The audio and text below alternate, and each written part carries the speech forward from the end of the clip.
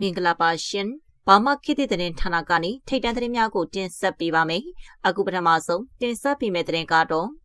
ICJ တရားရုံး၌မဘာသာဆရာတော်များအပေါ်ဆွဆွဲချက်မျိုးချစ်မြန်မာရဟန်းတော်များတမကကန့်ကွက်တဲ့ဆွဲသတင်းကိုတင်ဆက်ပေးသွားမှာဖြစ်ပါတယ်အပြည်ပြည်ဆိုင်ရာတရားရုံး ICJ မှာဂမ်ဘီယာနိုင်ငံကနေမဘာသာဆရာတော်တွေအပေါ်ဆွဆွဲချက်တွေနဲ့ပတ်သက်ပြီးတော့မျိုးချစ်မြန်မာရဟန်းတော်များတမကရန်ကုန်ကပြင်းပြင်းထန်ထန်ကန့်ကွက်ရှုတ်ချကြောင်းကြေညာချက်ထုတ်ပြန်လိုက်ပါတယ်ဇန်နဝါရီ14ရက်ရက်စွဲနဲ့ထုတ်ပြန်ချက်မှာတော့ဒါဟာမြန်မာနိုင်ငံအတွင်းတည်ငြိမ်အေးချမ်းမှုပြပြအောင်လူမျိုးရေးဘာသာရေးပဋိပက္ခတွေဖြစ်ပွားအောင်လှုံ့ဆော်ရုံမကမိမိတို့နိုင်ငံတော်ကြီးအပေါ်ဂုဏ်သိက္ခာကျဆင်းအောင်နီလန်ပေါင်းစုံနဲ့လှုံ့ဆော်နေတာလို့ဖော်ပြပါတယ်။နယ်သာလန်နိုင်ငံဒီဟိတ်မြို့ကအပြည်ပြည်ဆိုင်ရာတရားရုံး ICJ မှာမြန်မာနိုင်ငံကိုရိုဟင်ဂျာလူမျိုးတုံးသတ်ဖြတ်မှုနဲ့ဂမ်ဘီယာနိုင်ငံကနေဆွဆွဲထားတဲ့အမှုအတွက်ရှောက်လဲရမှာဒီတကူဆရာတော်နဲ့ဦးဝိရာသူရဲ့လူမျိုးရေးခွဲခြားတဲ့ဟောကြားချက်တွေကိုလည်းတရားရုံးမှာအထောက်ထားနဲ့ပြောဆိုသွားခဲ့တာပါ။မျိုးချစ်မြန်မာရဟန်းတော်များတမကရန်ကုန်ကတော့ဂမ်ဘီယာနိုင်ငံကတရားစွဲဆိုထားတာကပုဂ္ဂိုလ်တဦးတယောက်ကိုစွဲဆိုထားတာမျိုးမဟုတ်ပဲမြန်မာနိုင်ငံကိုစွဲဆိုထားတဲ့အမှုဖြစ်တဲ့အတွက်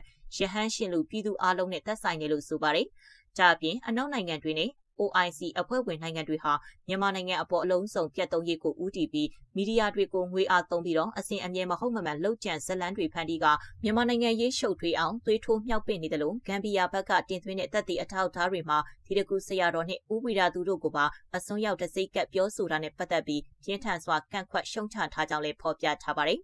တရားရုံးကြားနာပွဲကိုတော့ဇန်နဝါရီ12ရက်ကနေ29ရက်အထိသတင်းနှစ်ပတ်ကျော်ကြာပြုလုပ်နေတာမှာဂမ်ဘီယာဘက်ကအရင်လျှောက်လဲနေပြီးမြန်မာနိုင်ငံဘက်ကတော့ဇန်နဝါရီ16ရက်မှ20ရက်အထိတစ်ကြိမ်ဇန်နဝါရီ28ရက်မှ29ရက်အထိတစ်ကြိမ်နှစ်ကြိမ်လျှောက်လဲခြေဖောက်ခွင့်ရမှာဖြစ်ပါတယ်တရားရုံးကြားနာပွဲကိုတော့စစ်ကောင်စီခန့်သမရရှုံးဝင်ကြီးဌာနနဲ့ပြည်ထောင်စုဝင်ကြီးဦးကိုလိုက်နဲ့ဥပဒေရေးရာဝင်ကြီးဌာနပြည်ထောင်စုဝင်ကြီးနဲ့ပြည်ထောင်စုရှိနေချုပ်ဒေါက်တာတီတာဦးတို့ဦးဆောင်တဲ့အဖွဲ့ကတက်ရောက်နေကြပါတယ်ကနဦးကြားနာပွဲမှာတော့ဂမ်ဘီယာဘက်ကအစိုးရကိုယ်စားလှယ်တရားရေးဝန်ကြီးရှင်းနေနဲ့ပညာရှင်တွေကမြန်မာစစ်တပ်ရဲ့ရိုဟင်ဂျာတွေအပေါ်ကျူးလွန်မှုတွေဟာလူမျိုးတုံးတပ်ဖြတ်မှုရည်ရွယ်ချက်မြောက်တဲ့အကြောင်းအခိုင်အမာအထောက်အထားတွေနဲ့ရှောက်လဲတင်ပြသွားခဲ့ပါတယ်။အထူးသဖြင့်2018ခုနှစ်ကဖြစ်ပွားခဲ့တဲ့ရခိုင်ပြည်နယ်မောင်တော်မြို့နယ်မင်းကြီးကျေးရွာရတိတောင်မြို့နယ်ချွတ်ပြင်ကျေးရွာနဲ့ဘူးသီးတောင်မြို့နယ်မောင်နုကျေးရွာတွေမှာအမျိုးသမီးနဲ့ကလေးတွေကိုပြစ်ခတ်တပ်ဖြတ်အာရမပြုခြင်းအရှင်လိုက်မီးရှို့တပ်ဖြတ်မှုတွေရှိခဲ့တယ်လို့ကုလသမဂ္ဂရဲ့မြန်မာနိုင်ငံဆိုင်ရာလွတ်လပ်သောစုံစမ်းစစ်ဆေးမှုရန်ရာ IIMM ရဲ့အချက်အလက်တွေကိုကိုးကားပြီးလဲရှောက်လဲသွားခဲ့ပါတယ်ဆက်လက်ပြီးစိတ်ဖြူမျိုးနယ်တွင်မီးလိုင်းလာပြင်းသည့်စစ်တပ်စစ်ကြောင်းကိုမိုင်းရှုံဖြင့်တိုက်ခိုက်မှုစစ်သား9ဦးသေဆုံးကပ္ပစာ22တို့တွေ့တန်းထားသည့်မီးတိုင်10ခုကျော်ကိုလည်းဖောက်ခွဲရှင်းလင်းနေဆွဲတဲ့တင်ကိုတင်ဆက်ပြီးတော့မှာဖြစ်ပါတယ်မကွေးတိုင်းစိတ်ဖြူမျိုးနယ်တွင်မီးလိုင်းများလာပြင်းသည့်အကြမ်းဖက်စစ်တပ်စစ်ကြောင်းကိုမိုင်းရှုံများဖြင့်တိုက်ခိုက်ခြင်းကြောင့်စစ်သား9ဦးသေဆုံးကကပ္ပစာ22တို့တွေ့တန်းထားသည့်မီးတိုင်10ခုကျော်ကိုလည်းဖောက်ခွဲရှင်းလင်းခဲ့ကြောင်းစိတ်ဖြူပြောက်ကြားတကူတော်ကြားဆိုပြည်သူ့ကာကွယ်ရေးမှတာဝန်ရှိသူကသတင်းဌာနကိုပြောကြားပါတယ်ဒီဇင်ဘာ23ရက်နေ့နဲ့ဇန်နဝါရီလ6ရက်နေ့တို့တွင်စိတ်ဖြူမြို့နယ်အတွင်းအမှတ်20ကာကွယ်ရေးပစ္စည်းစက်ရုံကိုတွေ့တန်းထားသောမိတိုင်နှင့်မိကြိုးများကိုဒေါ်လာရေးတပ်ဖွဲ့များကဖောက်ခွဲရှင်းလင်းခဲ့ခြင်းဖြစ်ကြောင်းထို့သောဖောက်ခွဲရှင်းလင်းမှုအတွင်းမိတိုင်10ခုကျော်နှင့်မိကြိုးတွဲများပါဖျက်ဆီးနိုင်ခဲ့ကြောင်းသိရပါသည်ထို့ပြင်မိလိုင်းများလာရောက်ပြင်ဆင်သည့်အကြမ်းဖက်စစ်သားများသည်လည်းဒေါ်လာရေးတပ်ဖွဲ့များကထောင်ထားသည့်မိုင်းများနှင်းမိခြင်းဒရုန်းဖြင့်တိုက်ခိုက်ခြင်းကြောင့်စစ်သား9ဦးသေဆုံးခဲ့ကြောင်းထို့သောဒေါ်လာရေးတပ်ဖွဲ့များကဖျက်တောက်ရေးလှုံ့ဆော်နိုင်ခဲ့သောကြောင့်စိတ်ဖြူကပ္ပစာ22အတွင်းစစ်လက်နက်ထုတ်လုပ်ရေးများရပ်ဆိုင်းခဲ့ကြောင်းသိရှိရပါသည်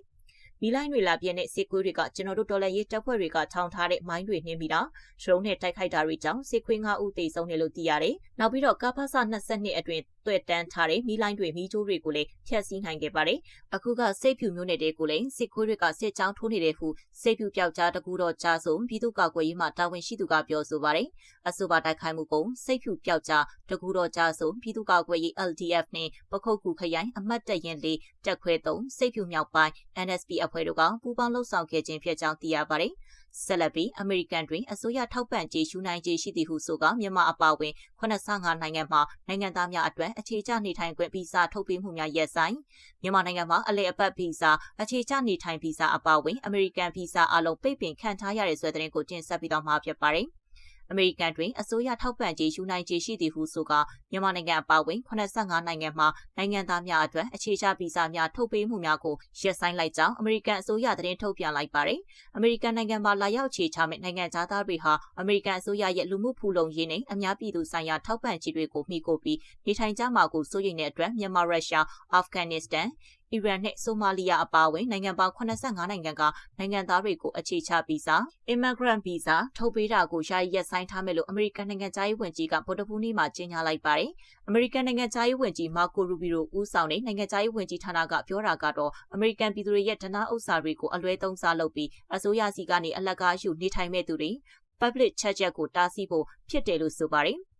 အမေရိကန်ရဲ့လူဝင်မှုကြီးကြပ်ရေးစနစ်ကိုအလွဲသုံးစားလုပ်နေတာတွေကိုအဆုံးသတ်လိုက်ပြီလို့ထုတ်ပြန်ချက်မှာပါရှိပါတယ်။အမေရိကန်မှာအမြဲတမ်းနေထိုင်ဖို့လျှောက်ထားသူတွေဟာဇန်နဝါရီ21ရက်နေ့ကစပြီးအခြေချနေထိုင်ခွင့်ဗီဇာထုတ်ပေးမှုရပ်ဆိုင်းခံရပါမယ်။အလေအပတ်ဗီဇာ non-immigrant visa သို့မဟုတ်ခရီးသွားဒါမှမဟုတ်စီးပွားရေးဗီဇာလျှောက်ထားသူတွေကိုတော့အခုအမိန့်ကမတက်ရောက်ပေမဲ့မြန်မာနိုင်ငံကိုတော့အလေအပတ်ဗီဇာရောအခြေချနေထိုင်ခွင့်ဗီဇာရောနှစ်မျိုးစလုံးပိတ်ပင်ထားပါတယ်။အမေရိကန်ဗီဇာအရာရှိတွေအနေနဲ့လျှောက်ထားသူတွေရဲ့အသက်၊ကျန်းမာရေးမိသားစုအခြေအနေ၊ငွေကြေးချမ်းသာမှု၊ပညာအရေးချင်းနဲ့ကျွမ်းကျင်မှု၊အင်္ဂလိပ်စာကျွမ်းကျင်မှုတွေကိုစစ်ဆေးရမှာဖြစ်ပါတယ်။အရေးကြီးဆုံးကတော့လျှောက်ထားသူဟာအမေရိကန်မှာအစိုးရစီကအထောက်ပံ့မယူဘဲကိုခြေထောက်ပေါ်ကိုရက်တည်နိုင်ကြောင်းသက်သေပြရမှာဖြစ်ပါတယ်။လက်တလောအခြေချဗီဇာပိတ်ပင်ခံလိုက်ရတဲ့နိုင်ငံတွေကတော့အာဖဂန်နစ္စတန်၊ဘင်္ဂလားဒေ့ရှ်၊မြန်မာ၊ဘာမာ၊ကမ္ဘောဒီးယား၊လာအို၊ပါကစ္စတန်၊ရုရှား၊ထိုင်းစတဲ့နိုင်ငံပေါင်း85နိုင်ငံဖြစ်ပါတယ်။အမေရိကန်သမ္မတထရန့်ရဲ့ဒုတိယသက်တမ်းမှာလူဝင်မှုကြီးကြပ်ရေးကိုအလွန်တင်းကျပ်လိုက်တာဖြစ်ပြီးအမေရိကန်မှာအလုပ်လုပ်ပြီး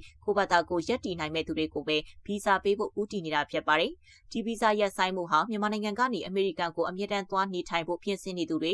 ဥပမာ green card ဒါမှမဟုတ်မိသားစုခေါ်စာနဲ့သွားမဲ့သူတွေအတွက်အကြီးအကျယ်ထိခိုက်နိုင်ပါတယ်။ဆက်လက်ပြီးကြောက်တကောင်းမှာစစ်တပ်ရဲ့ဒရုန်းလက်နက်ကြီးပစ်ခတ်မှုကြောင့်တပ်ကြီးရွယ်အို2ဦးအပါဒေသခံ3ဦးသေဆုံးနေဆွဲတဲ့တင်ကိုတင်ဆက်ပြီးတော့မှာဖြစ်ပါတယ်။စေကောင်စီတပ်ရဲ့ဒရုန်းလက်နက်ကြီးပစ်ခတ်မှုကြောင့်ပဲခူးတိုင်းကြောက်တကောင်းမြို့နယ်တွင်ကဒေသခံ3ဦးသေဆုံးပြီးတအူးထိခိုက်ဒဏ်ရာရရှိခဲ့တယ်လို့ဒေသခံတွေကပြောပါတယ်။ဇန်နဝါရီ14ရက်မနေ့မနက်9နာရီခွဲအချိန်မှာပဲနွယ်ကုန်းမြို့ရွှေဝါကျေးရွာအခြေဆိုင်အမှတ်309ခြေမြန်တက်ရင်ခမရ309ကလက်နက်ကြီးနဲ့ပစ်ခတ်ခဲ့တာကြောင့်ကြော်တကာမြို့နယ်ကျိန်ခါကုန်းကျေးရွာအုပ်စုဖျားကုန်းကျေးရွာအတွင်းကိုကြားရောက်ပောက်ကွဲခဲ့ပါတယ်။စစ်တပ်ပစ်ခတ်လိုက်တဲ့လက်နက်ကြီးထိမှန်မှုကြောင့်ဖျားကုန်းကျေးရွာကအသက်88နှစ်အရွယ်အမျိုးသားတအုပ်နဲ့အသက်80နှစ်အရွယ်ဇနီးဖြစ်သူတို့သေဆုံးခဲ့ပြီးအသက်16နှစ်အရွယ်မြေးဖြစ်သူလည်းထိခိုက်ဒဏ်ရာရရှိခဲ့ပါတယ်။ဒါပြင်ဇန်နဝါရီ12ရက်မနက်ပိုင်းကလည်းခမရ309ကစစ်ကောင်စီတပ်ဖွဲ့ဝင်တွေရဲ့ရုံးချတိုက်ခိုက်မှုကြောင့်ကျိန်ခါကုန်းကျေးရွာအုပ်စုကျိန်ခါကုန်းတောတိုက်ရွာအတွင်းကြားရောက်ပောက်ကွဲခဲ့ပြီးအသက်42နှစ်အရွယ်အမျိုးသားတအုပ်သေဆုံးခဲ့ပါတယ်။ဇန်နဝါရီ12ရက်မှာပဲနွယ်ကုန်းမြို့ရန်ကုန်မန္တလေးလမ်းဟောင်းအနီးကကျိန်ခါကုန်းကျေးရွာကိုစစ်ကြောင်းထိုးဝင်ရောက်လာတဲ့စစ်ကောင်စီစစ်ကြောင်းကိုပြည်သူ့ကာကွယ်ရေးတပ်မတော်အမှတ်2စစ်စင်ရေးနယ်မြေပဲခူးတိုင်းစစ်ဌာနဖြူဟာ25ခုခဲမှုအောက်ရှိအမှတ်3900တပ်ရင်အထူးကွန်မန်ဒိုတပ်ရင် P29914ဖို့ဖြူဟာ26ခုခဲမှုအောက်ရှိအမှတ်3903တပ်ရင် Fire Dragon ကျော်ဝင်တောင်းတပ်ရင် P29913တို့ကတိုက်ခိုက်ခဲ့ပါတယ်။တိုက်ပွဲတွင်စစ်ကြောင်းမှုပုံမှုအဆင့်ရှိသူတအုပ်အပါဝင်20ဦးသေဆုံးခဲ့ပြီးအများအပြားထိခိုက်ဒဏ်ရာရရှိကစစ်ကြောင်းဖြတ်ဆုတ်ခွာထွက်ပြေးသွားခဲ့တယ်လို့ကာကွယ်ရေးတပ်ဖွဲ့တွေကထုတ်ပြန်ထားပါတယ်။